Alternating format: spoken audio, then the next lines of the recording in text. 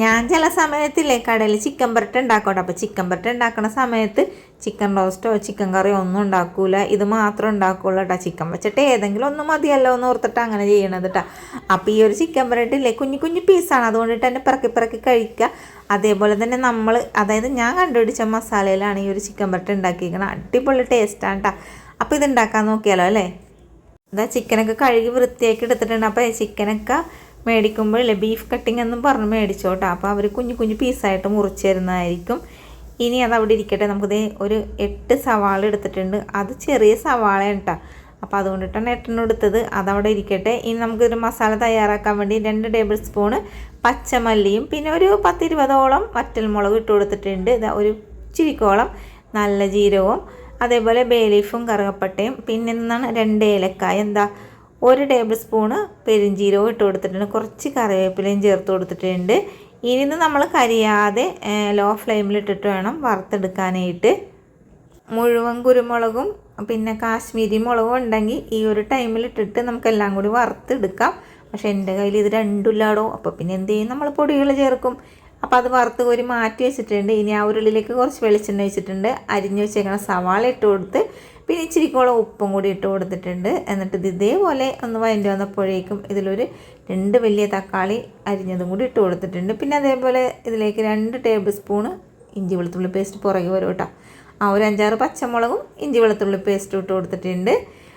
പിന്നെ കുറച്ച് കറിവേപ്പിലയും കൂടി ചേർത്ത് കൊടുത്തിട്ട് ഒന്ന് വഴറ്റി കൊടുക്കുന്നുണ്ട്. അപ്പോൾ ഇത് നന്നായിട്ടൊന്നും വഴണ്ടി കിട്ടേണ്ട ആവശ്യമില്ല, ഒന്ന് ജസ്റ്റ് വഴണ്ടിയിട്ടാൽ മതി. അതുകൊണ്ടിട്ട് തന്നെ ഞാനൊന്ന് മൂടി വെച്ച് കൊടുത്ത് അങ്ങനെ കുറച്ച് സമയം കഴിഞ്ഞപ്പോൾ ഇതേപോലെ മാത്രം വഴണ്ടിയിട്ടിട്ടുണ്ട് കേട്ടോ. അപ്പോൾ ഈ ഒരു ടൈമിൽ നമ്മൾ എന്ത് ചെയ്യണം, നമ്മൾ കഴുകി വൃത്തിയാക്കി വെച്ചേക്കണം ആ ഒരു ചിക്കനും കൂടി ഇതിലേക്ക് ചേർത്ത് കൊടുക്കണം.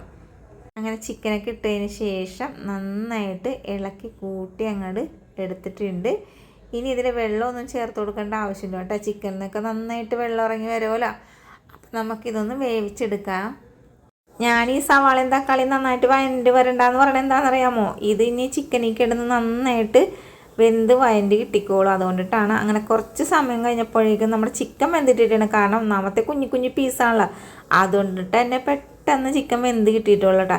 ഈ ഒരു ടൈമിൽ അതായത് ചിക്കൻ വെന്ത ടൈമിലായിരിക്കണം നമ്മൾ വറുത്ത് വെച്ചേക്കണം മസാല പൊടിച്ചെടുക്കാൻ വേണ്ടിയിട്ട്. അപ്പോൾ അതേ നമ്മൾ അത് മിക്സർ ജാറിലേക്ക് മസാലക്കൂട്ട് ഇട്ടിട്ടുണ്ട്. ഇനി ഇതിലേക്ക് മഞ്ഞൾപ്പൊടിയും അതേപോലെ തന്നെ അതേ കാശ്മീരി മുളക് പൊടിയാണ് ഞാനിപ്പോൾ ഇട്ട് കൊടുക്കുന്നത്. ഞാൻ പറഞ്ഞില്ലേ കാശ്മീരി മുളക് ഉണ്ടെങ്കിൽ ആ ടൈമിലിട്ടിട്ട് വറുത്തെടുക്കാം. പിന്നെ ഇതിലേക്ക് ചിക്കൻ മസാലയും 2 ടേബിൾ സ്പൂൺ ഇട്ട് കൊടുത്തിട്ടുണ്ട്. 1 ടേബിൾ സ്പൂണും കുരുമുളക് പൊടി ഇട്ടിട്ടുണ്ട്. എന്നിട്ട് ഇതെല്ലാം കൂടി ഒന്ന് തരിതരിപ്പോടുകൂടി പൊടിച്ചെടുക്കണം കേട്ടോ. അപ്പോൾ അതേ ചിക്കനിലേക്ക് ഇനി നമുക്ക് ആ മസാല പൊടിച്ചതും കൂടി ചേർത്ത് കൊടുക്കാം. ഞാനെന്താണ് ഈ ഒരു ടൈമിൽ മസാല പൊടിച്ച് ചേർക്കണമെന്ന് പറഞ്ഞാൽ എന്താ അറിയോ, അപ്പോൾ നമ്മുടെ ചിക്കനിലേക്ക് ഈ ഒരു വറുത്ത് വെച്ചേക്കണം മസാലപ്പൊടി അങ്ങനെ ഇട്ട് കഴിയുമ്പോൾ എൻ്റെ പൊന്നു മക്കളെ അടിപൊളി ടേസ്റ്റ് ആയിരിക്കുമോ. അല്ലാതെ ആദ്യം കൊണ്ട് ഈ മസാലപ്പൊടി ഇട്ട് കൊടുത്തിട്ടുണ്ടെങ്കിലില്ലേ ചിക്കൻ പുരട്ടിന് അത്ര ടേസ്റ്റായിട്ട് തോന്നൂല.